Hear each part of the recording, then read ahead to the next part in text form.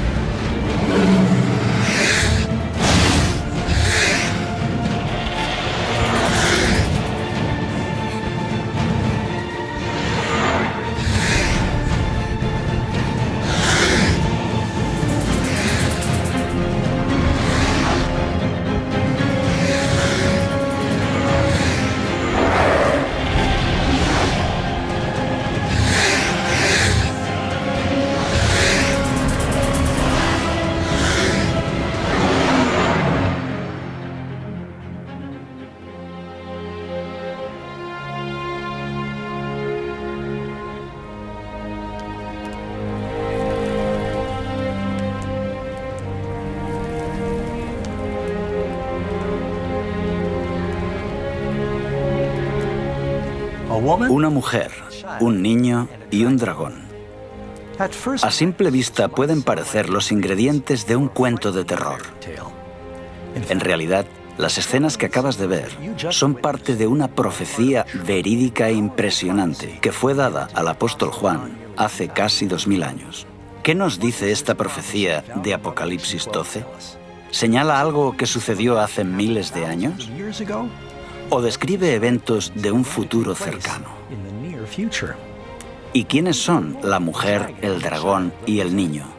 Acompáñanos al adentrarnos en un mundo que pocos conocen, pero del que todos formamos parte. Apocalipsis, la novia, la bestia y Babilonia.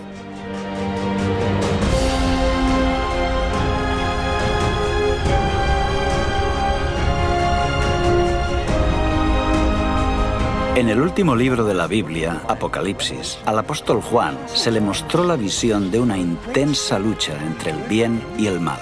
La profecía de una batalla que se ha ido intensificando en las sombras desde el comienzo del mundo. Los secretos detrás de esta profecía han estado envueltos en misterio durante siglos, comenzando con los reinos y gobernantes durante la historia del mundo, hasta los hombres y mujeres que se levantaron para luchar por aquello en lo que creían. Esta es la historia del cristianismo, la búsqueda de la verdad y el pilar que sustenta la fe de millones de personas. Apareció en el cielo una gran señal, una mujer vestida del sol, con la luna debajo de sus pies y sobre su cabeza una corona de 12 estrellas. Y estando encinta, clamaba con dolores de parto en la angustia del alumbramiento. Y el dragón se paró frente a la mujer que estaba por dar a luz, a fin de devorar a su hijo tan pronto como naciese. Muchos eruditos bíblicos e historiadores han estudiado esta profecía a lo largo de los años y concuerdan en que la profecía de Apocalipsis 12 apunta a un evento conocido como la matanza de los inocentes, que se produjo en Judea en el siglo I. Unas décadas antes del nacimiento de Jesús, el Imperio Romano había conquistado todo el mundo mediterráneo, incluyendo Judea. Durante la dominación romana hubo diferentes gobernadores en la región. 20 años antes de que Jesús naciera, en Judea gobierna el rey Herodes, un rey vasallo de Roma. Tenemos documentos fuera de la Biblia que indican que era muy cruel. Mató incluso a sus propios hijos. Era tan despiadado que jamás desearías tenerle en tu contra. Herodes se quedó muy preocupado cuando una pequeña delegación de sabios de Oriente llegan a Jerusalén anunciando que buscaban al recién nacido rey de los judíos. ¿Por qué se preocupó por eso? Porque él ostentaba el título. Era él a quien el imperio había otorgado el título de rey de los judíos. Y le preguntó a sus astrólogos cuándo podía haber nacido el niño. Determinaron que no habrían pasado más de 2 años, quizá menos. Los fariseos y los saduceos le indican exactamente dónde debía nacer el niño. Le dicen que debía nacer en Belén y tuvo miedo de perder su trono. Es por eso que se enciende su ira contra el niño y envía soldados para que maten a Jesús.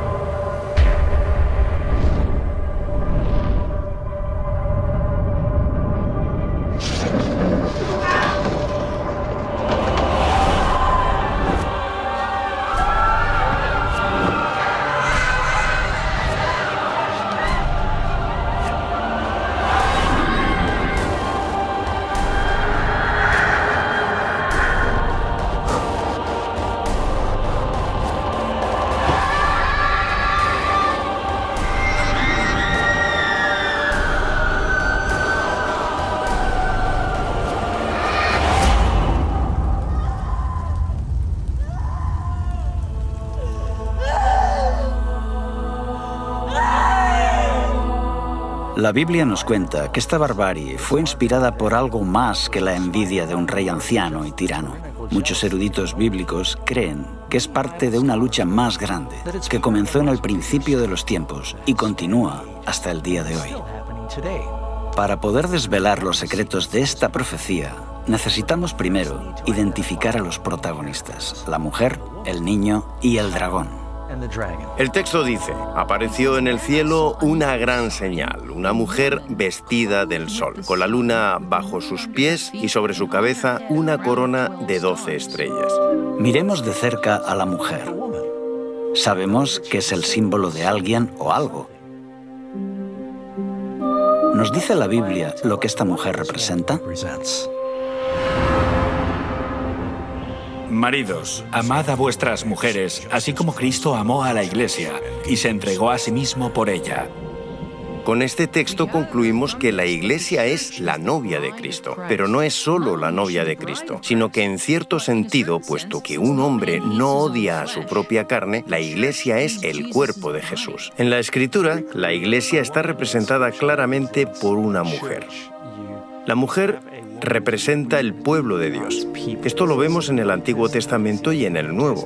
Jesús es del pueblo de Israel y después la Iglesia crece como algo que Jesús establece. Lo más importante es que esta mujer está a punto de dar a luz a un varón muy especial. ¿Quién es este niño?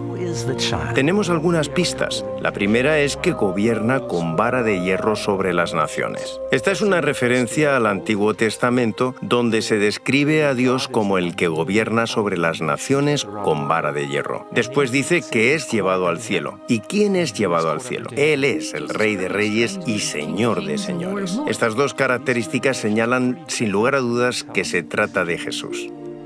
Ahora vamos a ver quién es el enemigo en esta profecía. El dragón. También apareció otra señal en el cielo. He aquí un gran dragón escarlata. No necesitamos elucubrar acerca de quién es el dragón. La Biblia nos lo dice. El dragón es el diablo. Tanto en el Antiguo Testamento como en el Nuevo, ¿quién es el que trata de destruir? Es Satanás, el diablo. Es por eso que ataca en cuanto Cristo llega a la tierra. Y fue lanzado fuera el gran dragón, la serpiente antigua, que se llama Diablo y Satanás, el cual engaña al mundo entero. Fue arrojado a la tierra, y sus ángeles fueron arrojados con él. Lo que vemos aquí, en la primera parte de Apocalipsis 12, es una representación simbólica del conflicto a través de los siglos entre Cristo y Satanás. Vemos que este conflicto se remonta al jardín del Edén, donde había una serpiente con alas. ¿Y qué es una serpiente con alas? Tiene forma de dragón. Esta serpiente, este dragón, aparece desde el principio y por toda la Biblia. A través de la vida y el ministerio de Cristo, Satanás trató de arruinar los planes de Jesús, de salvar a la humanidad.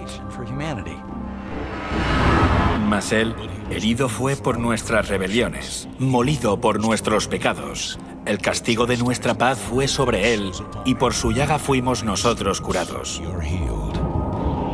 En varias ocasiones le golpearon en las sinagogas, intentaron tirarle por un acantilado. Trataron de silenciarlo, le torturaron públicamente hasta matarlo. La estrategia de arruinar el plan de salvación se vino abajo cuando Jesús se levantó de entre los muertos.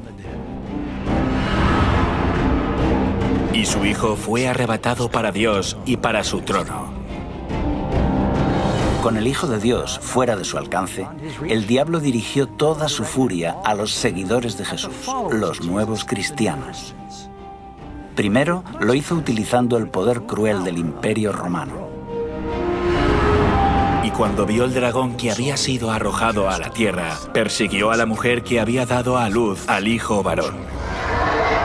Los cristianos eran una minoría perseguida y no eran reconocidos por el Imperio Romano. Hubo una serie de persecuciones, algunas de ellas muy fuertes.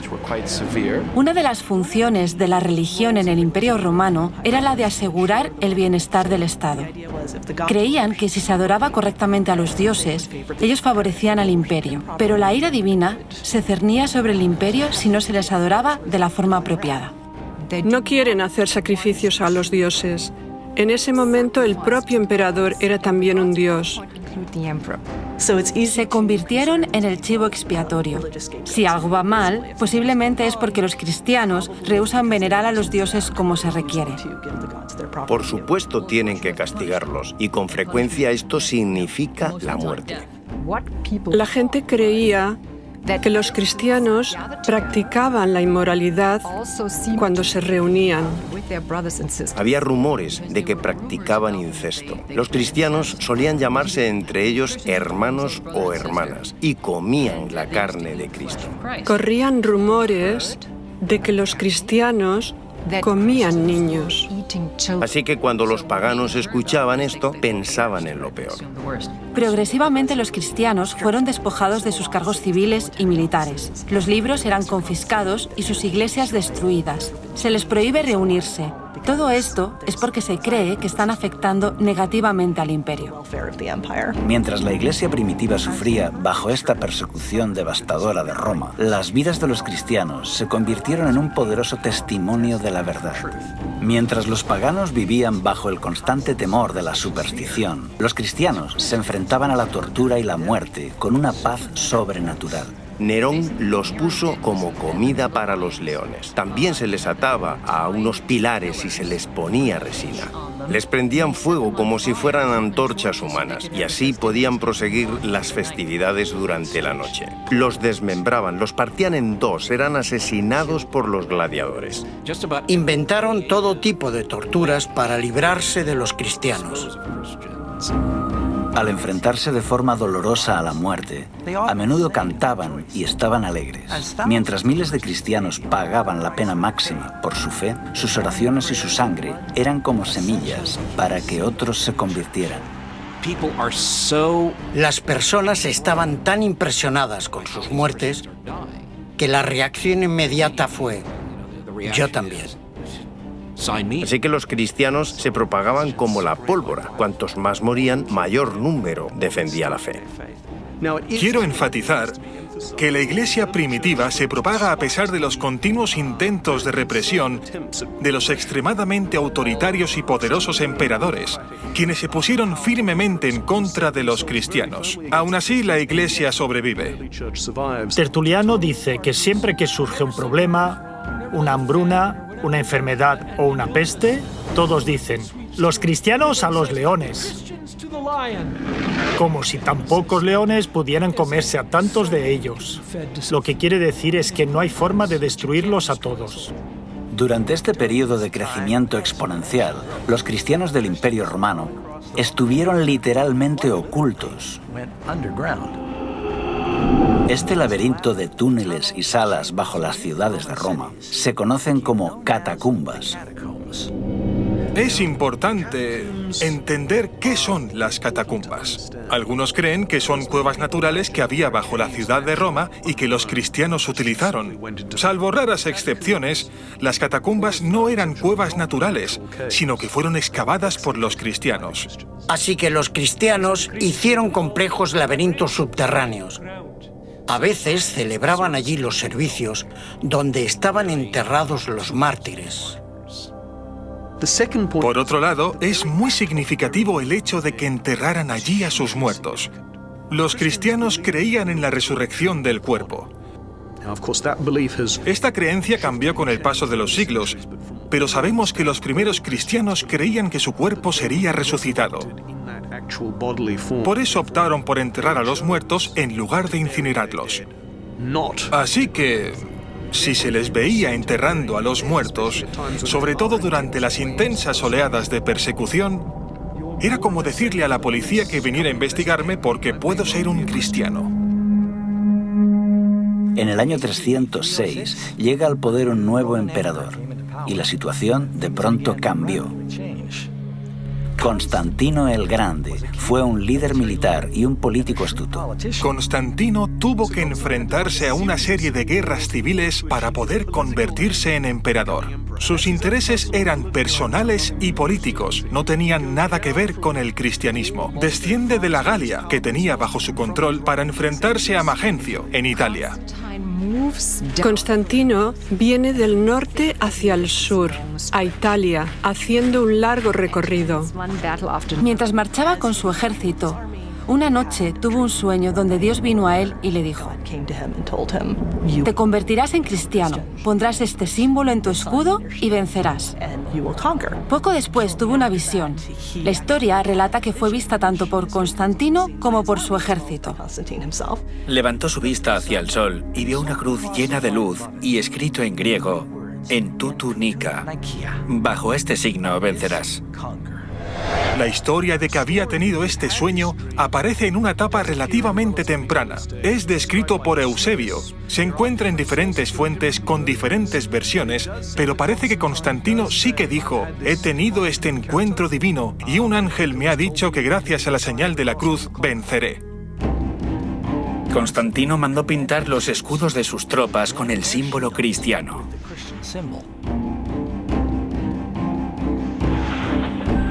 Entonces, su oponente sale de Milán y va hacia el sur para enfrentarse a él. Las tropas de Constantino estaban mejor entrenadas porque ya habían ganado varias victorias en su marcha. Su oponente cruza el río en el puente de Milvio. Constantino y su ejército están delante de él y detrás de él el río. No es una buena situación, porque si no vences al enemigo no tienes dónde retirarte. Así Magencio fue derrotado. Constantino aún no era cristiano, pero cree que el Dios cristiano le ha dado la victoria. El Dios cristiano es más poderoso que ningún otro Dios. Constantino hizo que el símbolo del cristianismo se integrara en el imperio. Luchó bajo ese símbolo y ganó. Como buen emperador romano pensaría, tengo el símbolo, estoy en el camino correcto. Si tú eras un pagano o estabas confuso en cuanto a la religión, tienes un conflicto de deidades. ¿Cuál quedará por encima de las otras? El Dios cristiano. Puedes sacar tus propias conclusiones. Gradualmente cambió el sentido nacional contra el cristianismo. Durante el reinado de Constantino, los cristianos pasaron de ser una secta perseguida a detentar abiertamente posiciones de influencia en los tribunales y en los palacios de reyes y gobernadores. Ahora, una gran parte de las élites y de la clase dirigente se convierten automáticamente en los obispos locales. Se convirtieron al cristianismo. No fue tan difícil, porque la mayoría ya creía en una divinidad suprema. Ahora es más fácil hacer una carrera militar o en la administración pública imperial si eres cristiano. Porque todos los que ostentan el poder son cristianos. Si querías escalar en la jerarquía, ya sea en el ejército, el gobierno civil o en los tribunales, te hacías cristiano. El edicto de tolerancia de Constantino lo hace muy atractivo. Constantino puede proclamar su título de El Grande, ya que cambió la historia del mundo e hizo que el cristianismo, que hasta entonces había sufrido sangrientas persecuciones, se convirtiera en la religión del Estado. Y como todos en el Imperio Romano entraban a formar parte de la Iglesia cristiana, traían con ellos muchas de sus antiguas creencias y prácticas paganas. Ahora que el cristianismo había alcanzado la legalidad, un amplio número de miembros de las élites lo ven muy atractivo en las siguientes generaciones. La población cristiana aumenta un 10%, luego un 15%, un 25%, pero sobre todo aumenta en las élites. Este es el verdadero cambio. Es ahí cuando el cristianismo se convierte en lo que es hoy. Porque ahora la clase dirigente es cristiana. Con el tiempo, los líderes de la Iglesia comenzaron a vestir sotanas majestuosas y a realizar ceremonias extravagantes que habían formado parte de las religiones paganas. En lugar de los sencillos mandatos de Dios, comenzaron a enseñar supersticiones y tradiciones humanas. Ahora, en lugar de que la Iglesia cristiana convirtiera al mundo pagano, los paganos estaban convirtiendo a la Iglesia. Imaginemos la Iglesia del siglo I como un tren en marcha. El Nuevo Testamento nos describe cómo era la Iglesia. Esa Iglesia entró en un túnel largo y oscuro en los siglos II al IV. Cuando este tren de la Iglesia salió de este largo y oscuro túnel, era tan diferente del tren que entró que uno se pregunta, ¿qué le ha pasado? En el año 391, por orden del emperador Teodosio I, el cristianismo se convirtió en la religión oficial de Roma. La adoración en los templos paganos fue declarada ilegal y todas las prácticas paganas cesaron. Se está intentando cristianizar el imperio. Se quiere cristianizar la cultura pagana existente. Las antiguas basílicas eran en realidad templos paganos. Simplemente ponían una cruz encima y pintaban escenas de santos, héroes y mártires bíblicos. Los cristianos estaban determinados a apoderarse de los templos paganos. Un líder notable de la Iglesia escribe sobre esto en un tratado que ha llegado a nosotros. Refuta los ataques de los paganos en contra del cristianismo. En su argumentación dice, los lugares de culto paganos ahora son lugares de adoración cristianos. Nos hemos apoderado de ellos, los hemos limpiado de la idolatría, los hemos santificado y ahora son lugares donde se adora al único Dios verdadero. ¿Acaso hay otra evidencia más clara que diga que vuestra religión es falsa? ¿Dónde están vuestros dioses que permiten que esto ocurra? En realidad, los cristianos, muchas veces de forma deliberada, tenían la estrategia de acaparar no solo los lugares de culto, sino también los rituales o ideas. Creían que absorbiéndolos avanzarían en la difusión del cristianismo. Lo que no sabemos es hasta qué punto se replantearon esta estrategia y se preguntaron, bueno, ¿hasta qué punto es correcto hacer esto? ¿Y por qué estamos aceptando creencias de otras religiones? La velocidad con que la iglesia primitiva cayó en la apostasía te deja atónito.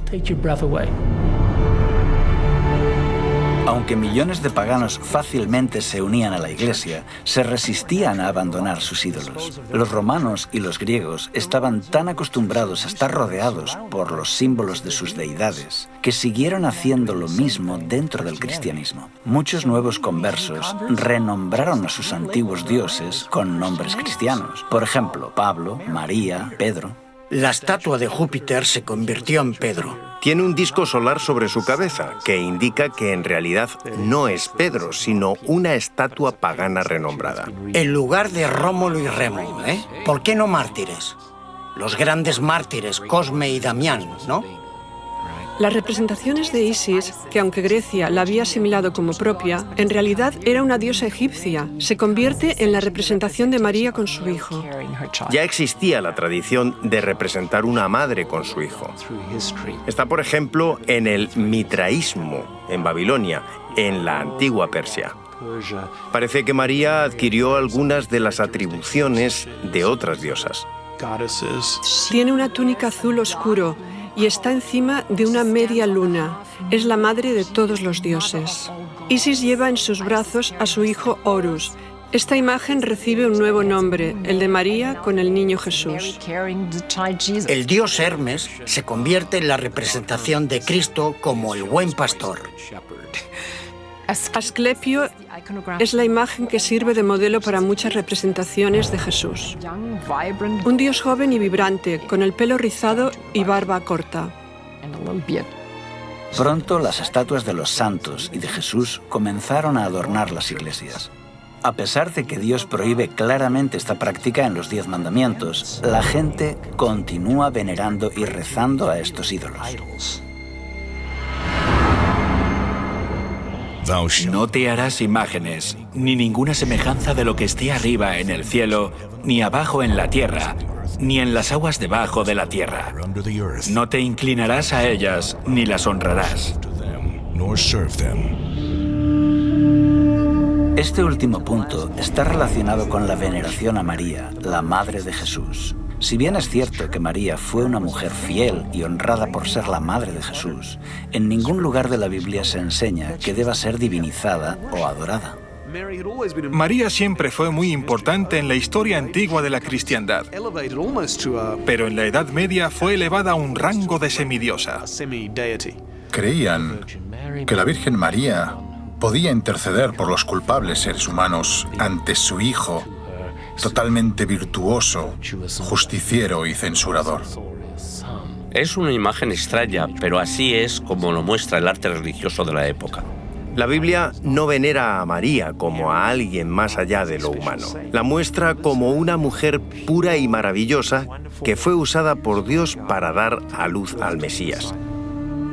Sin embargo, en el Concilio de Nicea, en el año 325, la Iglesia elevó a María al rango de diosa y comediadora con Cristo. Incluso en una fecha tan temprana como finales del siglo IV, ya se dedicaban iglesias a la Virgen María. Pero tristemente, estos no fueron los únicos errores que se introdujeron en este periodo.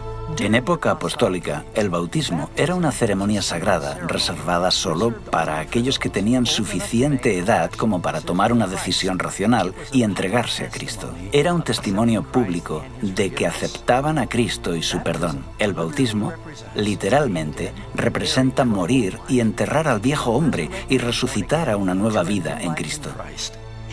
Con el transcurso de los siglos, el bautismo se ve más como un rito de iniciación al cristianismo. Comienza en las primeras etapas de la vida, al final de la infancia o cerca de la adolescencia, cuando estás realmente listo para hacer un compromiso de fe. La ceremonia del bautismo se realizaba en un lago o en un río, donde la persona puede ser totalmente sumergida, lo que representa que queda completamente limpio de sus pecados. La práctica del bautismo, poco a poco, fue alterada por la Iglesia. Cientos de años después de Cristo, el bautismo cambió a una fórmula más cómoda. Esto en realidad arruinó el poderoso simbolismo de este rito y contradice el ejemplo de Jesús, que fue bautizado por inmersión. Esta cuestión continuó siendo debatida hasta aproximadamente el siglo XII, porque los teólogos estaban reexaminando la doctrina cristiana y dictaminan que existe el pecado original, el pecado que tiene toda la humanidad como resultado de la caída en el jardín del Edén y que está en el alma desde el momento del nacimiento. Tenían el concepto, que no es bíblico, de que un niño podía pecar en el momento de nacer. Si había pecado, estaba en peligro de ir al infierno y arder por la eternidad. La única forma de prevenir esto era bautizándolo en la iglesia. Ser miembro de la iglesia era tener un pasaporte al cielo. Decían, tenemos que empezar a bautizar a los bebés inmediatamente, lo antes posible, y si mueren, en este periodo la mortalidad infantil era muy alta y muchos bebés morían, entrarían en el cielo. Otra verdad cristiana que fue alterada por la influencia pagana fue la Cena del Señor. Jesús instituyó el servicio de comunión, algunos lo llaman Eucaristía, para ser una ceremonia hermosa pero sencilla, donde sus seguidores bebían vino sin fermentar y pan sin levadura. Estos eran símbolos del cuerpo y la sangre sin pecado de Jesús, para que los creyentes recordaran su sacrificio y sus enseñanzas. Sin duda, el rito más importante para los cristianos a finales de la Edad Media era la Eucaristía o comunión, o como muchos la llamaban comúnmente, la misa. Tanto hombres como mujeres se reúnen para tomar el sacramento. Celebran la Eucaristía o comunión, toman el símbolo del cuerpo y la sangre de Jesucristo.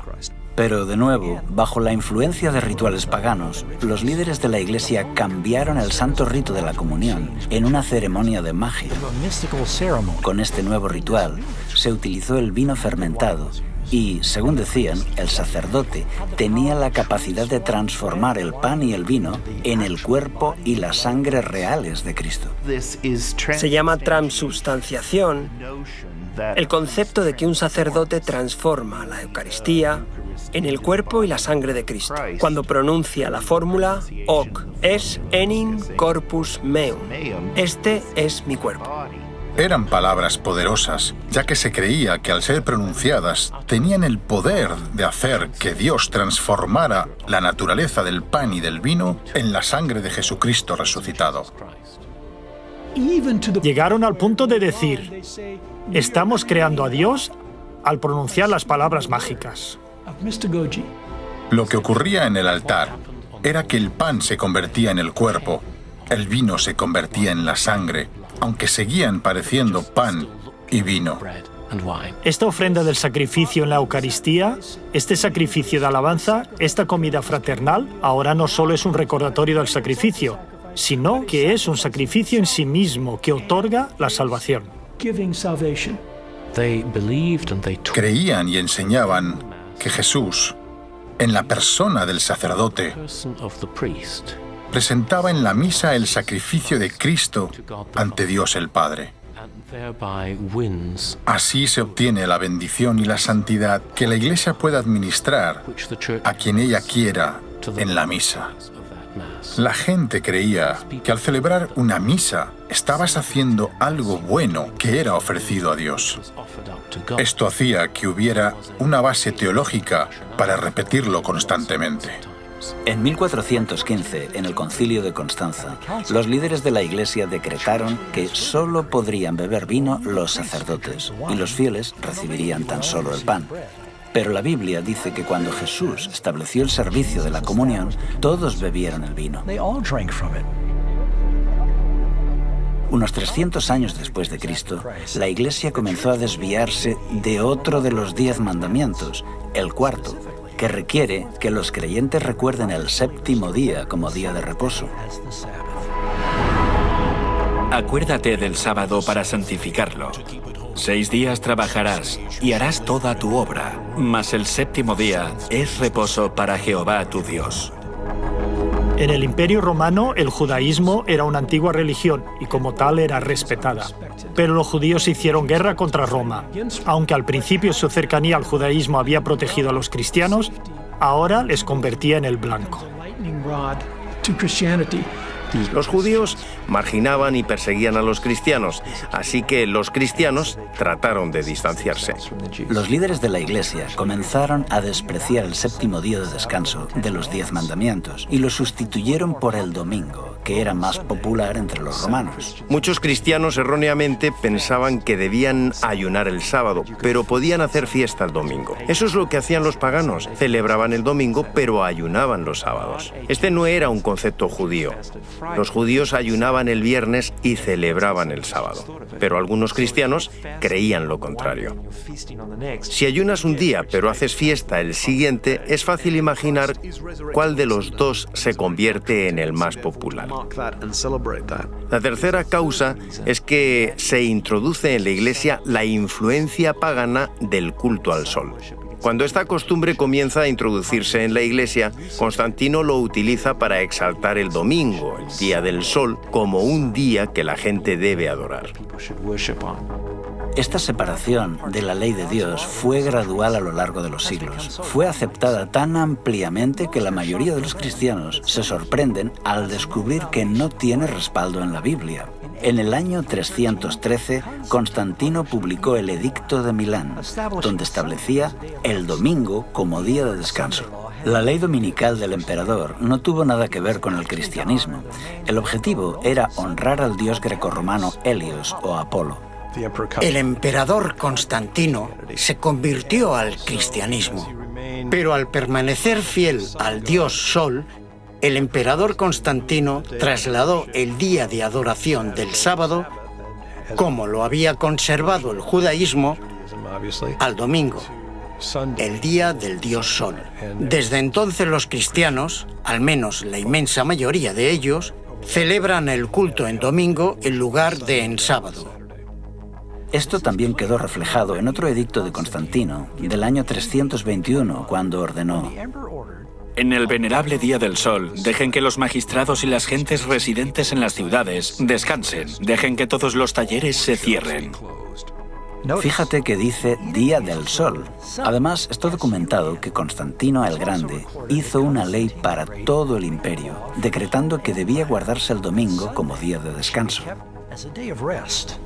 Obviamente, este cambio no se infiltró en la Iglesia de un día para otro.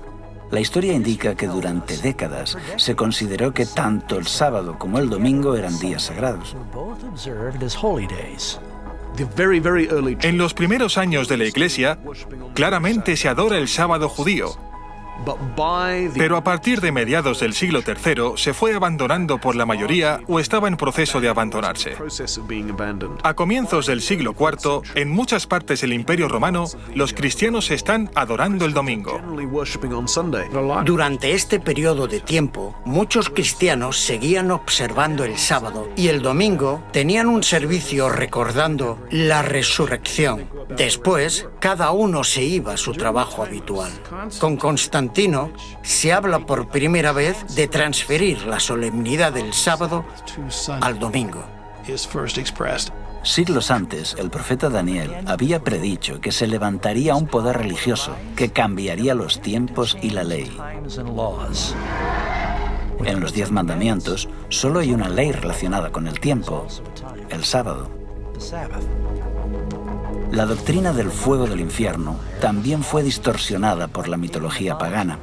En el libro de Apocalipsis, la Biblia enseña que después del día del gran juicio, los perdidos serán echados en el lago de fuego. Es entonces que cada persona recibe el castigo de acuerdo a lo que merece, para luego ser consumidos y morir para siempre. Y no temáis a los que matan el cuerpo, Mas el alma no pueden matar. Temed más bien a aquel que puede destruir el alma y el cuerpo en el infierno. Porque los que viven saben que han de morir, pero los muertos nada saben. Los sacerdotes comenzaron a enseñar que el infierno era un lugar de eterno tormento, gobernado por el diablo, y que comenzaba en el momento de la muerte. La Iglesia apóstata utilizó este concepto aterrador de eterna tortura para aterrorizar y manipular tanto al rey como al plebeyo. Y lo peor de todo es que presenta a Jesús como a un malvado sádico. Esta doctrina ha hecho que ateos y agnósticos cuestionen la idea cristiana de un Dios de amor, porque hace algo mucho peor incluso que lo que hizo Hitler. No importa lo que una persona haya hecho, miles de millones de años para pagar por sus faltas. Así que muchas personas han odiado a Dios y han aprendido a odiarlo por culpa de esta doctrina. Otro concepto pagano que se infiltró en el pensamiento cristiano fue en relación con la vida después de la muerte. La doctrina del purgatorio enseña que al morir, algunas personas entrarán en un fuego infernal temporal, donde son purificadas para poder ir al cielo. Es un centro de rehabilitación, a medio camino entre el cielo y el infierno. La cuestión es que puedes escapar del purgatorio. La misa dice consignados a las llamas de la aflicción. Está llena de bichos y de olores sulfúricos. Es un poco mejor que el infierno, pero no es un día de picnic. La Iglesia desarrolla este concepto gradualmente. Poco a poco, se forma la idea de que cuando alguien muere sin completar sus obras de penitencia, tendrá que pagarlas en algún lugar de sufrimiento post-mortem y así limpiarse de sus pecados que haya cometido en vida. En el medievo, se creía que casi todos serían salvos y redimidos, siempre que estuvieran bautizados. Pero prácticamente todos tendrían que hacer penitencia en el purgatorio por los pecados que habían cometido y que no habían confesado. Así que el objetivo era reducir el tiempo de estancia en el purgatorio. Muchas personas confunden el purgatorio con el infierno. Algunos creen que se puede salir del infierno. No puedes. Si vas al infierno, no puedes salir de él. Si eres muy malvado, estás perdido. La maldad está dentro de la mayoría de nosotros, así que ¿cómo podemos ser aptos para el cielo? Necesitamos hacer una purga de todo lo malo. Es de ahí de donde viene la palabra purgatorio. La mayor parte de los cristianos creían que sus familiares estaban sufriendo en el purgatorio. Y el purgatorio no es un lugar agradable. Estás allí durante miles de años. La idea de un purgatorio existe desde hace siglos, antes del tiempo de Jesús. Escritos de Platón, a comienzos del siglo IV a.C., han ayudado a esclarecer de dónde vino este concepto de purificación mediante castigo. Pero en realidad no se consideraba que el purgatorio fuera un lugar real hasta siglos después. Los teólogos elaboraron la doctrina del purgatorio entre los años 1160 y 1180 y se aceptó formalmente en el Segundo Concilio de León en el año 1274. La Iglesia entonces ofrece su apoyo a los muertos que estaban en el purgatorio por medio de oraciones y sacramentos, especialmente la Eucaristía. Esto es perfectamente legítimo. La Iglesia cree que está haciendo lo correcto y los fieles parecían estar dispuestos a dar grandes cantidades de dinero para este fin. Aquí es cuando tiene lugar una extraordinaria proliferación de instituciones fundadas con el objetivo principal de que los sacerdotes hagan misas por las almas de los difuntos durante los siglos XIV y XV. Esta doctrina fue creada para manipular a las masas a cambio de obtener beneficios financieros. La gente gente estaba dispuesta a pagar grandes sumas de dinero para librar a un ser querido de la tortura del purgatorio. Nunca podrían comprobar si realmente esa persona salía del purgatorio, de manera que el dinero continuó fluyendo a los bolsillos de los sacerdotes corruptos. La cabeza de la Iglesia tenía a personas encargadas de recaudar el dinero e incentivar que la gente diera su dinero a la Iglesia a cambio de comprar las almas del purgatorio. Esta creencia en el purgatorio está también basada en el peligroso concepto de que las obras y las oraciones de los vivos pueden alterar el destino de los muertos. Pero Jesús dejó muy claro que no existe ni el limbo ni el purgatorio. Tras la muerte, el siguiente pensamiento consciente de una persona es en la resurrección y en su eterna recompensa. No os maravilléis de esto, porque vendrá la hora cuando todos los que están en los sepulcros oirán su voz. Y los que hicieron lo bueno saldrán a resurrección de vida, mas los que hicieron lo malo a resurrección de condenación. El centro del mensaje del Evangelio es el cómo obtenemos el perdón. Esta fue la gran verdad bíblica que fue adulterada. Se enseñó que si una persona deseaba ser perdonado, primero debía confesar sus pecados a un sacerdote. A esto se le llama el sacramento de la penitencia, más conocido como confesión. Así que para compensar nuestra falta de bondad y nuestras acciones equivocadas, tanto el pueblo como el clero, todos debemos confesar nuestros pecados a un sacerdote. Se debe hacer al menos una vez al año, aunque preferiblemente con mayor frecuencia. Esta práctica tiene varios puntos conflictivos. En primer lugar, esto no se enseña en ninguna parte de la Biblia. Por otra parte, un mortal toma el lugar de Cristo. Y por último, se impide que Dios pueda comunicarse con las personas directamente. Además, coloca al sacerdote en un compromiso, ya que se entera de las malas acciones de sus feligreses. Cuando en la Edad Media una persona iba a un sacerdote a confesar un pecado, había 3 fases. En primer lugar, la persona se confiesa.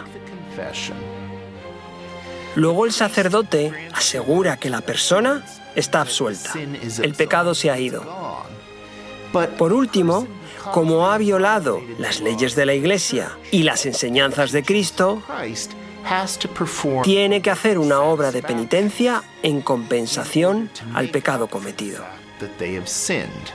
La Biblia enseña que la humanidad no puede hacer nada para salvarse. Es por esto que Jesús vino. Las Escrituras enseñan que la salvación depende enteramente de nuestra confianza en la gracia y en la misericordia de Dios, que no merecemos. Es un gran regalo que no puede ser obtenido por nuestros esfuerzos ni buenas obras. Incluso nuestra obediencia es el resultado del don de la gracia. La doctrina del Nuevo Testamento de la salvación por la fe es hoy ampliamente comprendida y aceptada. Pero en la época oscura de la Edad Media era fácil convencer a las masas analfabetas de que tenían que realizar obras para ganar el favor de Dios. Les decían que para que un pecador tuviera la esperanza de apaciguar a Dios, debía pagar grandes sumas de dinero, realizar dolorosas obras de penitencia y una agotadora peregrinación. Esto también incluye la necesidad de recitar oraciones repetitivas como un requisito para obtener el perdón. 40 Ave Marías, 10 Padre Nuestros, poner una moneda en la colecta. En las religiones paganas del mundo, la idea de oraciones o cantos repetitivos no es nueva. Se creía que se podía apaciguar a los dioses con el constante eco de las oraciones o usando palabras mágicas especiales. Jesús claramente nos previno en contra de esa forma de oración. Y orando, no uséis vanas repeticiones como los gentiles, que piensan que por su palabrería serán oídos. Los líderes corruptos de la Iglesia sabían que para mantener su poder sobre el pueblo, necesitaban separarlos de la Biblia, que era lo único que pondría en evidencia sus engaños.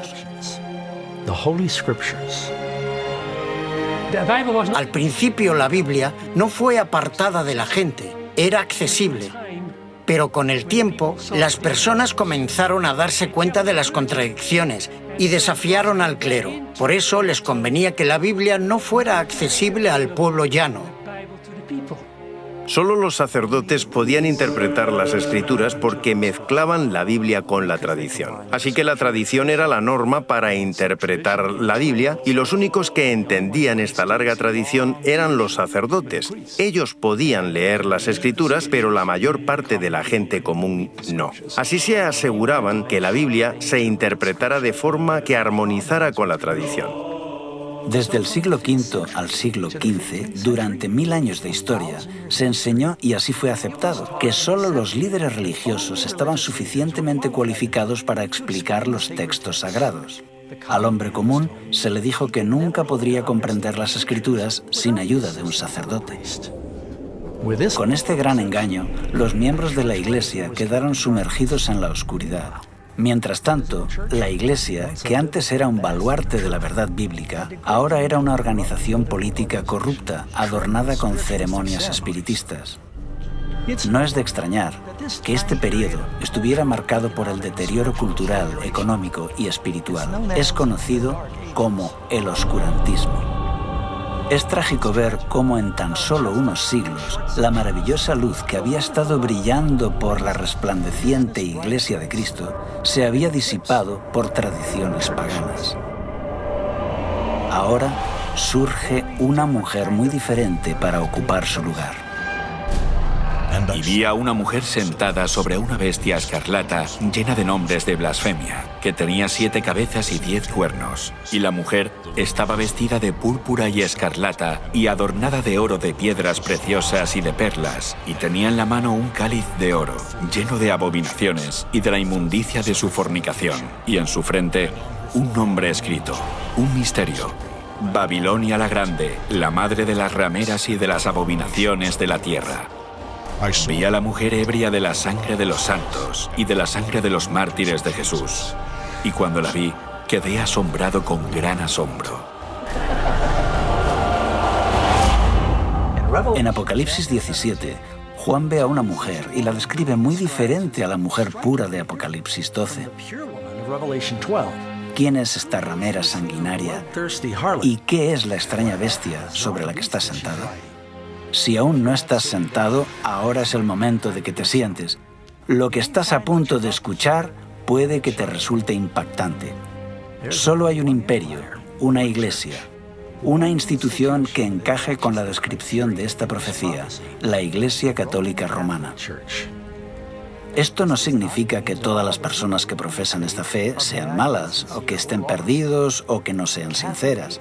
Los creyentes católicos son de los más nobles y han hecho muchas cosas buenas a lo largo de la historia. Aquí se trata de una lucha a otros niveles, entre poderes espirituales e instituciones, que combaten contra la verdad de la Biblia. Pero ahora debemos descorrer el velo y ver las evidencias de forma objetiva.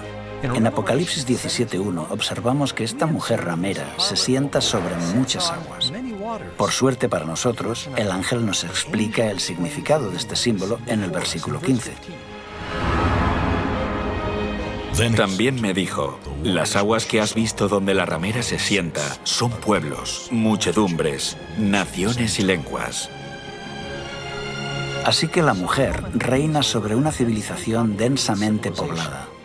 Posiblemente has escuchado en alguna ocasión la frase «todos los caminos llevan a Roma». Durante el apogeo de su imperio, los romanos habían construido una red de carreteras de casi 100.000 kilómetros a lo largo y ancho de sus dominios. Mientras el imperio romano se desmoronaba, la Iglesia de Roma ganaba fuerza. La Iglesia Católica se da prisa por llenar el vacío de poder que quedó tras la caída del Imperio Romano. Cuando a mediados del siglo V, Atila, el rey de los hunos, avanza hacia la ciudad de Roma con su ejército, es el Papa, el obispo de Roma, y no el emperador, quien sale a detenerlo. El papado está buscando tener la preeminencia, tanto en el terreno político como religioso. La profecía también indica que la mujer está sobre una bestia con 7 cabezas y 10 cuernos. Estos son símbolos. Esta criatura representa claramente al monstruo con 7 cabezas y 10 cuernos que acabamos de ver atacando a la novia de Cristo en el capítulo 12. Y es la misma bestia que todo el mundo está obligado a adorar en el capítulo 13. Entonces, ¿qué representan estas 7 cabezas y 10 cuernos? Las 7 cabezas son 7 montes sobre los cuales se sienta la mujer. Y los 10 cuernos que has visto son 10 reyes. Solo hay una ciudad en el mundo que se asienta sobre 7 colinas, una ciudad grande, y esa ciudad es Roma. Así que no hay lugar a duda de que cuando Juan habla de esta mujer, está hablando de Roma. Aquí se puede ver la relación. 7 cabezas son 7 montes. En Apocalipsis 12, 7 cabezas. En Apocalipsis 13, 7 cabezas de nuevo. Aquí se puede ver la relación. Es dentro de la ciudad de Roma llamada la ciudad de las 7 colinas, donde se ubica hoy el Estado Vaticano. Solo hay una iglesia que también es un país independiente y tiene poder político mundial, el Vaticano. Este país, con la población más pequeña del mundo, se estableció como un estado independiente con 44 hectáreas dentro de la ciudad de Roma. Tras los muros de la ciudad del Vaticano, viven menos de 1000 personas. Viven en este pequeño país gobernado por el Papa, quien tiene poder absoluto, ya que él reúne el poder ejecutivo, legislativo y judicial. Embajadores de todo el mundo se reúnen con el Papa y sus representantes buscando la influencia y la orientación de este poder religioso internacional. Incluso las Naciones Unidas se reunieron para escuchar al Papa. Cuando cayó el Imperio Romano de Occidente, el territorio se dividió en 10 regiones principales. Los 10 cuernos representan a los 10 reyes o reinos en los que se dividió la Roma imperial.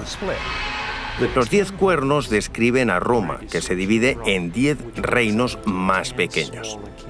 El catolicismo, a lo largo de la historia, ha dominado muchos reinos. Vemos que la Iglesia dominó el poder político. La mujer está sobre la bestia. Esto indica que durante muchos siglos ella dominaba. Aquí se ve la unión de la Iglesia y el Estado.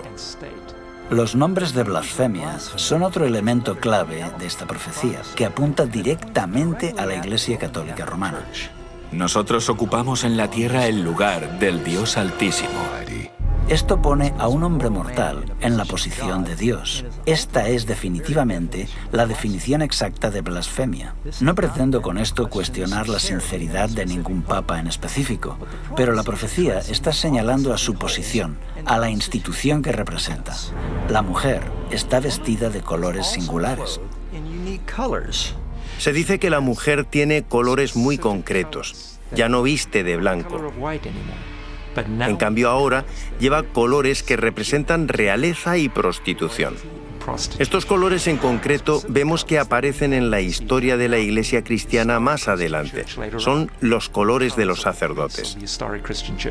No eran tan solo los colores de los césares romanos, sino que, según la Enciclopedia Católica, el púrpura es el color oficial de los obispos y el escarlata el de los cardenales. Además de los colores púrpura y escarlata, vemos que esta ramera o iglesia corrupta tiene muchas joyas. Cuando uno considera los innumerables tesoros artísticos de oro, plata, perlas, la Iglesia Católica Romana es con diferencia la institución religiosa más rica de la tierra. Todos los años vienen turistas de todo el mundo para ver la deslumbrante opulencia de la Iglesia romana. Otra señal preocupante de esta mujer se encuentra en el versículo 6. Vi a la mujer ebria de la sangre de los santos y de la sangre de los mártires de Jesús. La historia revela que la Iglesia de Roma fue la mayor opresora de los cristianos y judíos a lo largo de los siglos. De hecho, los historiadores señalan que más de 50 millones de mártires fueron víctimas de la terrible Inquisición y persecuciones de la Iglesia de Roma. Lo que tenemos aquí es una profecía que dice que la Iglesia entablaría una terrible persecución. Eso es exactamente lo que sucedió. La Iglesia construyó una gran estructura legal, conocida como la Inquisición, para interrogar y torturar a los disidentes, forzando al mayor número posible a retractarse de sus ideas y ejecutando a los líderes del movimiento para evitar que divulgaran sus ideas. El mayor número de muertes que se haya registrado en la época ocurre cuando la Iglesia romana persiguió a los que no estaban de acuerdo con ella. Este grado de represión continúa durante toda la Edad Media. Así que esta mujer o iglesia es un poder opresor que persigue a los verdaderos seguidores de Cristo. Veremos a varios valientes que arriesgaron sus vidas por exponer las influencias paganas corrosivas y por compartir la palabra de Dios en este tiempo de oscuridad espiritual. El pueblo que andaba en tinieblas vio gran luz. Los que moraban en tierra de sombra de muerte, luz resplandeció sobre ellos. Había un joven que vivía en Lyon, Francia, que cambiaría el curso de la historia cristiana. Pedro Baldo, también conocido como Valdés. Era un joven comerciante, rico y educado. Tuvo una experiencia que le cambió la vida. Un amigo de Baldo murió de forma repentina. Al darse cuenta de la brevedad de la vida y de la vanidad de los tesoros mundanos, Baldo tomó la firme decisión de dejar todo por Cristo. Dio sus riquezas a los pobres y se convirtió en un predicador itinerante. Baldo enseñaba que la Biblia debía entenderse de forma literal y predicaba a la gente en su propio idioma. Alentó a los creyentes a vivir vidas sencillas y de pobreza. También denunció con valentía los excesos de los sacerdotes. Alrededor del año 1170, Pedro Baldo había reunido un gran número de seguidores, llamados los pobres de Lyon. Pedro Baldo inspiró el movimiento valdense, un grupo de creyentes en la Biblia que vivían en Francia e Italia. Era un católico laico que se inspiró en el ejemplo de la Iglesia primitiva. Organizó un grupo de predicadores que viajaban enseñando el Evangelio. Predicó en contra de la transustanciación y la misa. Algunos de ellos sí que acudían a misa, pero hacían también sus propios servicios de culto. Cuando los inquisidores oficiales patrullan por Europa, comienzan a encontrar por todas partes personas a las que llaman valdenses. Eran pequeños grupos que estaban esparcidos por toda Europa. Eran gente sincera. La mayoría solían asistir a iglesias católicas, pero recibían a pastores itinerantes que viajaban 1 o 2 veces al año para predicarles, quizá anualmente o cada 2 años. Allí donde Pedro Baldo iba, vio que las personas estaban deseosas de conocer la verdad. Él creía que había hambre de la palabra de Dios. Así que Baldo le pagó a un clérigo para que le ayudara en la traducción del Nuevo Testamento al francés. En Lyon, Baldo encargó a religiosos eruditos que prepararan una traducción de una porción de la Biblia y de algunos escritos de los padres a la lengua vernácula. Sería algo entre francés y provenzal. Esta tradición de obtener copias de la escritura en la lengua común de la gente parece haber comenzado en las comunidades valdenses. Llevaban consigo las escrituras, actuaban como comerciantes y negociantes y compartían las escrituras con el pueblo. Incluso hay referencias de que enviaban jóvenes a las grandes universidades y escuelas de la región. Allí podrían compartir su fe y comprender la teología de la época, y de esa forma alcanzar a una comunidad más amplia. Pero Roma no podía tolerar por más tiempo esa libre circulación del Evangelio entre los campesinos. En 1179, el Tercer Concilio de Letrán condenó oficialmente las ideas de Baldo como heréticas. Más adelante, él y sus seguidores fueron excomulgados. Expulsados de Lyon, los valdenses se refugiaron en los valles altos del Piamonte y en los Alpes franceses. Aquí Cada familia hizo de la Biblia su tema de estudio. Se memorizaron los evangelios de Mateo y Juan y muchas epístolas. Al no disponer de imprenta, se dedicaban a copiar a mano las escrituras. Conocidos por su adhesión estricta a la Biblia, estos predicadores extendían sus enseñanzas por el extranjero, mientras viajaban como vendedores ambulantes. Para no ser descubiertos, escondían en el forro de sus ropas sus copias a mano de pasajes de la Biblia y las compartían cuando encontraban a alguien que estaba abierto a escuchar. Incluso tras la muerte de Pedro Baldo en 1218, la Iglesia de Roma continuó persiguiendo ferozmente a los valdenses.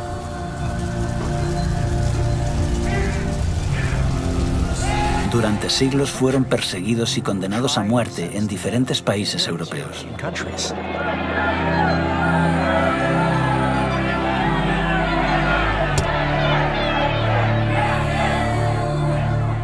El Espíritu Santo incitó a muchos dentro de la Iglesia a levantarse con valentía a favor de una reforma. Uno de ellos era John Wycliffe, teólogo inglés y predicador laico, traductor y profesor en Oxford. Cuando comenzó a señalar los errores dañinos que se enseñaban a los creyentes, su educación le dio una gran ventaja. Wycliffe nunca quiso ponerse en contra de los líderes de la Iglesia, pero al ver las evidentes contradicciones entre lo que decía la Biblia y lo que hacía la Iglesia, no pudo guardar silencio. Es extraño que alguien como Wycliffe se convirtiera en hereje porque era catedrático de Oxford. Fue educado en la estructura de la Iglesia, pero estaba afligido por lo que veía a su alrededor.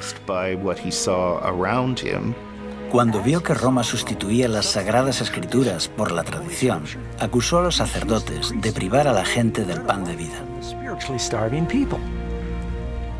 Creía que la Biblia era una autoridad suprema y organizó la traducción de la Biblia. Tenía seguidores llamados lollardos, quienes iban por todas partes distribuyendo la Biblia y predicando. Creían en la importancia de leer la Biblia. Leían la traducción de Wycliffe y creían en una religión más sencilla, que ya los valdenses y otros habían promovido en el siglo XII. Este era el mayor regalo que podía dar a la gente común. Ningún otro documento ha alterado tanto el curso de la historia como la traducción de la Biblia al inglés. Él presentó algunas de las verdades que después desarrollaría el protestantismo. Sus enseñanzas prepararon el camino para que, siglos más tarde, muchos en Inglaterra aceptaran la Reforma. Wycliffe tuvo la valentía de declarar que la autoridad universal del Papa no era bíblica.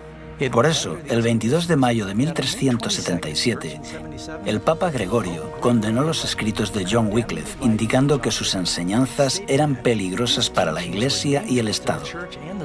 Pero Wycliffe continuó enseñando que la salvación era únicamente mediante Cristo y que eran las Escrituras las que eran infalibles y no la Iglesia de Roma. Con el tiempo, sus escritos y su trabajo de reforma se extendió como una ola, influyendo a millones de creyentes. Se podía leer en cualquier lugar donde hubiera gente instruida y teólogos escolásticos. Viajan por Europa, a Bohemia, e inspiran también a Juan Hus. Hus comparte con Wycliffe su desacuerdo sobre la transubstanciación, el poder del clero y la riqueza de la Iglesia. Hus era muy joven cuando Wycliffe falleció, pero sus escritos tuvieron una poderosa influencia en su vida y su misión. Fue un predicador de Bohemia, profesor en la universidad y por un tiempo fue capellán del rey.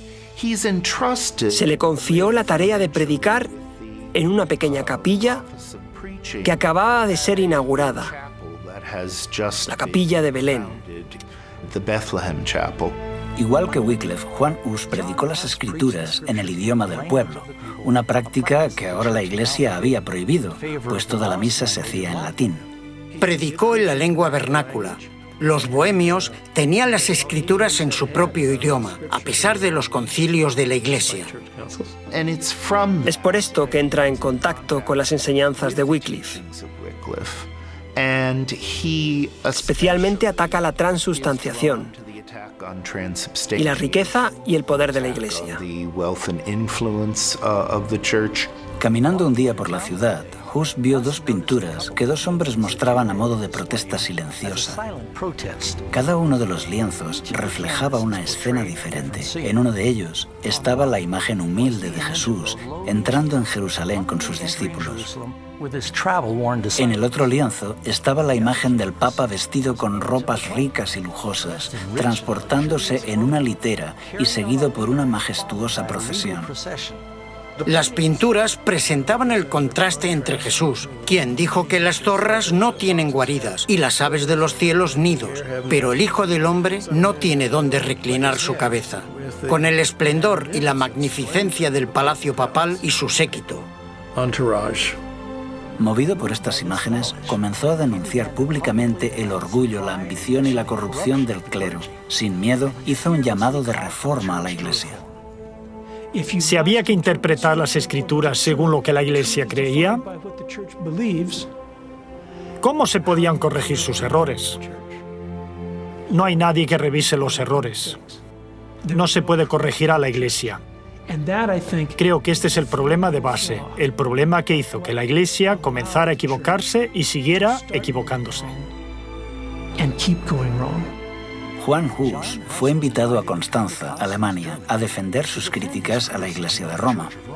Segismundo, rey de Hungría y más tarde del Sacro Imperio Romano, le garantizó un salvoconducto, pero nada más llegar Hus a la ciudad, fue arrestado y puesto en el calabozo en el castillo de Gottlieben.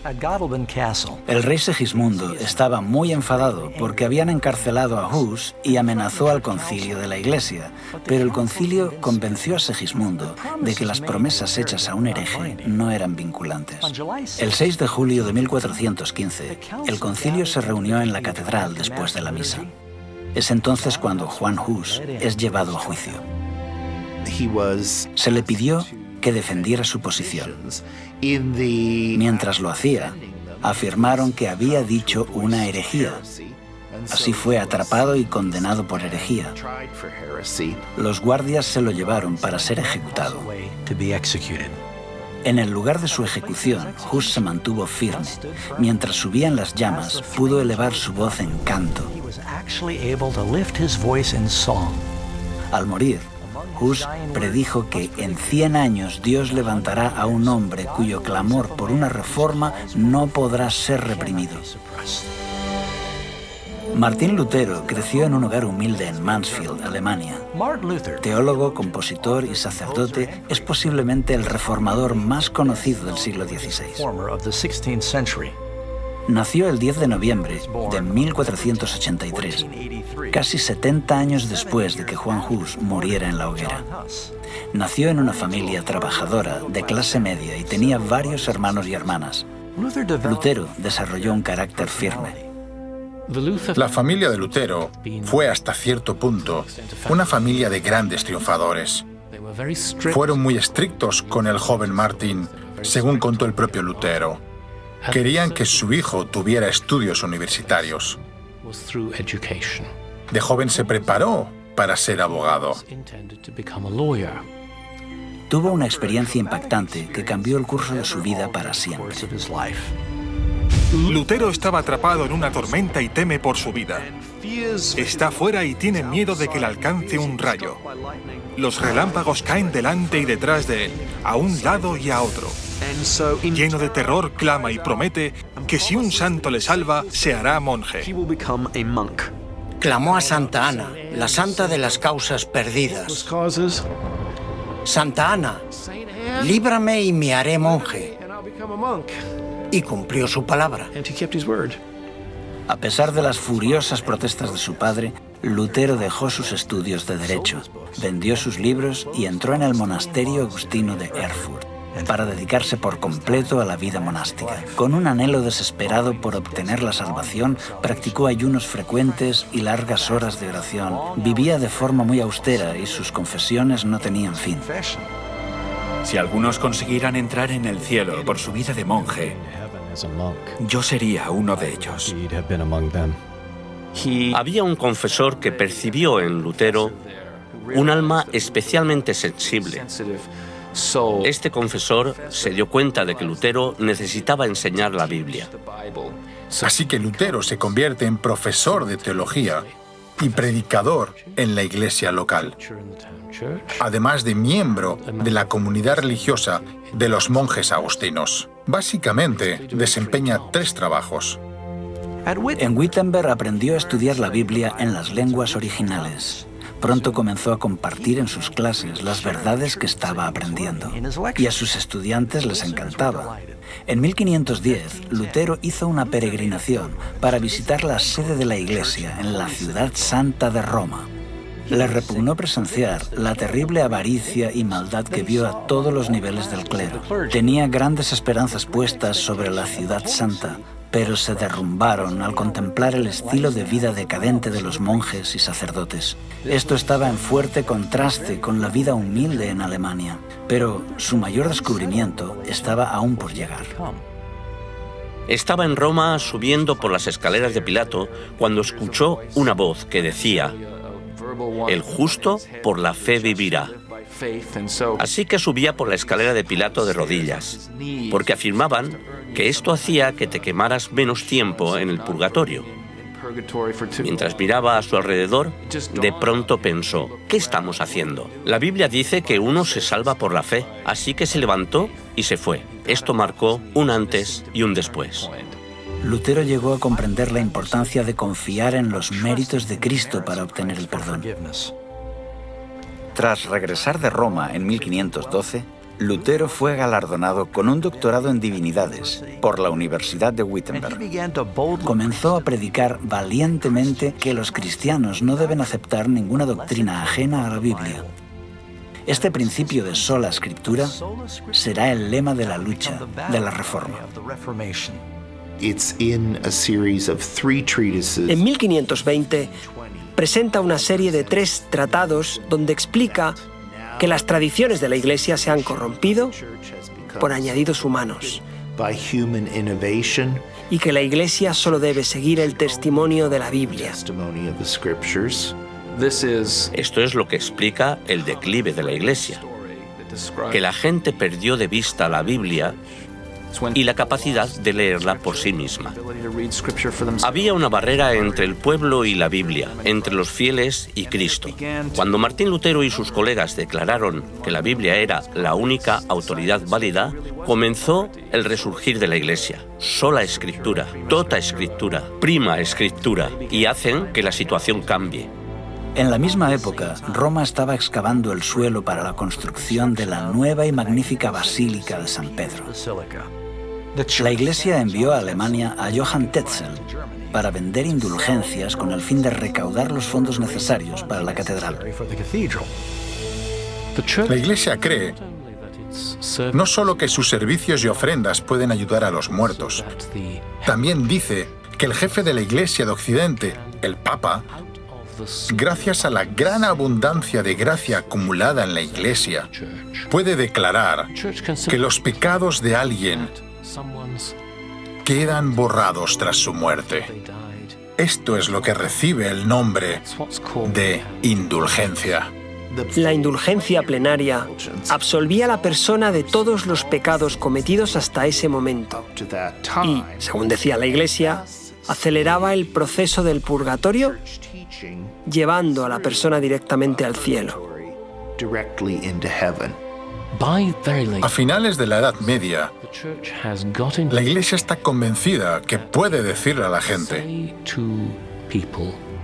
si estás dispuesto a hacer una ofrenda a la Iglesia te dará una indulgencia en forma de ofrenda para un familiar, amigo, pariente, ser querido que haya fallecido. Supuestamente ese ser querido escapaba de forma inmediata de las torturas del purgatorio. Esto se hizo una creencia muy popular en los siglos XIV y XV. La gente pedía indulgencias. Lutero descubrió que algunos de sus feligreses compraban indulgencias y se indignó. Cuando la gente vino a él para canjear sus indulgencias, se negó rotundamente a validarlas. Lutero les dijo que lo que tenían que hacer en realidad era arrepentirse sinceramente de sus pecados y abandonarlos. Esto fue lo que forzó a Lutero a entablar una batalla con su amada Iglesia. El 31 de octubre de 1517, Lutero clavó su famosa protesta en la puerta de la iglesia de Todos los Santos de Wittenberg. ¿Qué son las famosas 95 tesis que Lutero clava a la puerta de la iglesia del castillo de Wittenberg? Es una invitación académica al debate. Él anota 95 tesis y lo que básicamente está diciendo es: estas son mis propuestas. Estaban mejor redactadas de lo que uno se puede imaginar porque estaban pensadas para el debate. Las 95 tesis eran solo 95 propuestas sobre las que pretende entablar un debate en la universidad. Esta es una práctica habitual en el mundo académico a finales de la Edad Media. Así que Lutero está realizando un ejercicio estrictamente académico. Es como publicar un artículo en una revista académica de la actualidad. Yo mismo, como historiador, no espero que muchas personas lean mi trabajo. Solamente piensas en alcanzar a un círculo muy estrecho. Así que clava sus tesis a la puerta del castillo de Wittenberg, porque tradicionalmente es allí donde se publican las invitaciones al debate. Así que Lutero no esperaba despertar tanto revuelo. Atrajo la atención de mucha gente, incluyendo la del Papa. Lutero no deseaba despertar la hostilidad de la Iglesia. Él cree que las aceptarán.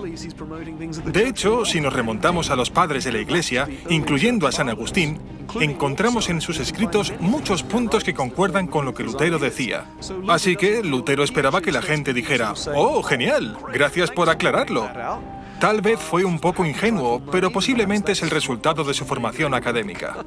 Él no pretendía ni mucho menos empezar un nuevo movimiento.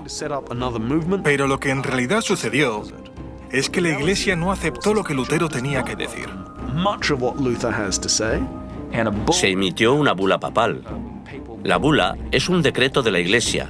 En ella se condenaba a Lutero y sus escritos y declaraba que debían ser quemados. La bula fue enviada a Wittenberg, donde, en lugar de quemar los escritos de Lutero, Lutero reunió a un gran número de personas y quemó la bula papal. La quema de la bula papal fue un duro golpe. Se había desafiado a Lutero y él había respondido. Lutero dice: «Vale, tú me condenas a mí, pero yo te condeno a ti, porque lo que aquí está en juego es la verdad. Así que, si la Iglesia condena la verdad bíblica, entonces la Iglesia debe ser el anticristo. Es así como él la llama». Claro, cuando llamas a alguien el anticristo, es bastante difícil llegar a un acuerdo. Así que el emperador alemán organizó una audiencia donde acudieron todos los príncipes y sacerdotes importantes. Es la Dieta de Worms. Aquí acudieron representantes de todos los príncipes, nobles y ciudades libres del imperio. Lutero tiene la esperanza de poder debatir. La Iglesia sabe que Lutero es muy elocuente y no van a darle la oportunidad de hacerlo. Le colocaron en medio de la sala, le mostraron sus libros y le preguntaron dos cosas. ¿Estos libros son tuyos? ¿Y vas a retractarte?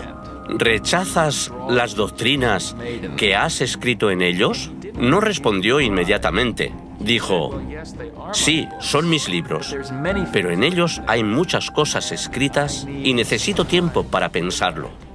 Casi pierde sus nervios, pero logra controlarse y al día siguiente viene y comienza a jugar con las palabras. Cuando le dicen: «¿Estas son tus obras?» y «¿te retractas de ellas?», Lutero responde: «¿Pides que me retracte de todas mis obras? Todos en la Iglesia están de acuerdo con algunas de ellas. He escrito sobre ciertos males en la Iglesia y muchos en la Iglesia están de acuerdo con esto». Intentan debatirlo, pero las autoridades no van a permitir esto. Dicen: «No, solo responde, ¿te vas a retractar?». Este es un momento heroico, especialmente porque Lutero cree que esto le va a conducir a la muerte.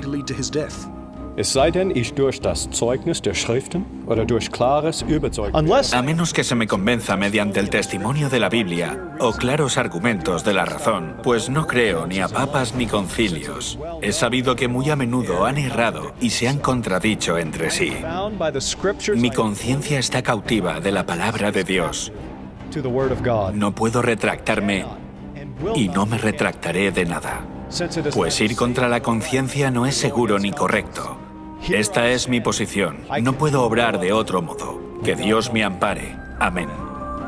El concilio no pudo decir mucho en respuesta a esto, pero Lutero fue declarado un criminal. Sus escritos fueron prohibidos y ordenaron su detención. El documento decía: queremos que sea arrestado y castigado como un hereje notorio. A Lutero se le había dado un salvoconducto para ir a la dieta de Worms, tal y como se le había dado a Huss para acudir al concilio de Constanza unos 100 años antes. Algunas autoridades instaron al emperador Carlos V a ignorar el salvoconducto, así como Segismundo lo había hecho con el salvoconducto de Huss. Pero Carlos V no quería ser conocido como el segundo emperador que había incumplido un salvoconducto. Cualesquiera que fueran los motivos, Lutero pudo salir de la ciudad y emprendió el camino a casa.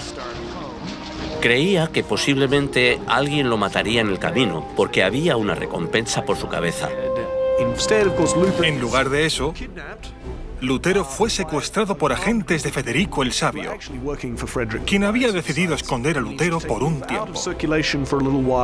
Lo escondió en el castillo de Warburg. Nadie sabía lo que le había ocurrido a Lutero. Muchos creyeron que estaba muerto.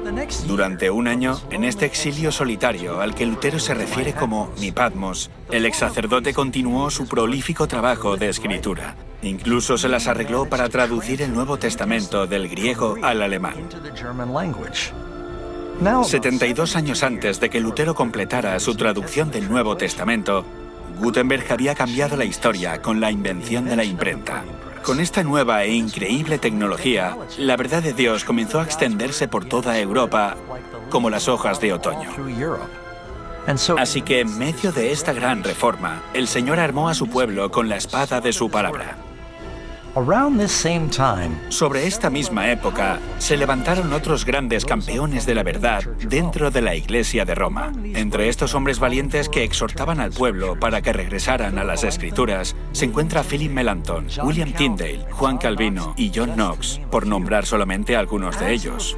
Al tiempo que los reformadores predicaban y la imprenta trabajaba a toda máquina, el pueblo en masa estudiaba la palabra de Dios. Gradualmente, la luz de la verdad comenzó a romper las cadenas de error y la superstición que habían atado a las personas durante siglos. Como un soplo de aire fresco en primavera, Europa experimentó un renacimiento religioso. Y conoceréis la verdad, y la verdad os hará libres. El libro de Apocalipsis también predice que en el tiempo del fin, el dragón, Satanás, intensificará una vez más sus esfuerzos para perseguir a la Iglesia de Dios. Esta Iglesia está compuesta por todos los que guardan los mandamientos de Dios y tienen el testimonio de Jesús. Apocalipsis nos advierte que en los últimos días se creará una falsificación de la Iglesia muy convincente que adulterará la verdad de las Escrituras. Jesús advierte que el dragón engañará al mundo entero. Porque se levantarán falsos cristos y falsos profetas, y harán señales y prodigios para engañar, si fuese posible, aún a los escogidos. Poco tiempo después de este engaño final, Cristo volverá. Vendrá por una iglesia que ha sido purificada de falsas tradiciones y paganismo. Será una iglesia que exige un "así dice Jehová" para cada doctrina que sostiene. Jesús también dijo que cuando Él regrese, el mundo estará imbuido en el egoísmo, la violencia y la maldad. Y oiréis de guerras y rumores de guerras, porque se levantará nación contra nación, y habrá pestes, y hambres, y terremotos. El amor de muchos se enfriará, y entonces vendrá el fin. Esta guerra espiritual se ha ido intensificando con el paso de los siglos. Es evidente que esta profecía se está cumpliendo rápidamente. conforme la batalla arrecia, todos nos enfrentamos a una elección. Escogeos hoy a quién sirváis. Amigos, hemos visto cómo la gloriosa luz de la Iglesia de Dios fue ensombrecida y distorsionada por la mitología. Hemos visto también cómo los primeros cristianos fueron seducidos gradualmente para adoptar rituales paganos y tradiciones en lugar de la verdad bíblica. Pero entonces Dios levantó a hombres y mujeres fieles para resistir a los errores de todo un imperio. Ahora la historia se repite. Pronto todos se unirán a la Iglesia de Cristo o a la bestia de Babilonia. ¿A cuál de los dos grupos quieres pertenecer? La Biblia es clara. La evidencia es irrefutable. La decisión es tuya.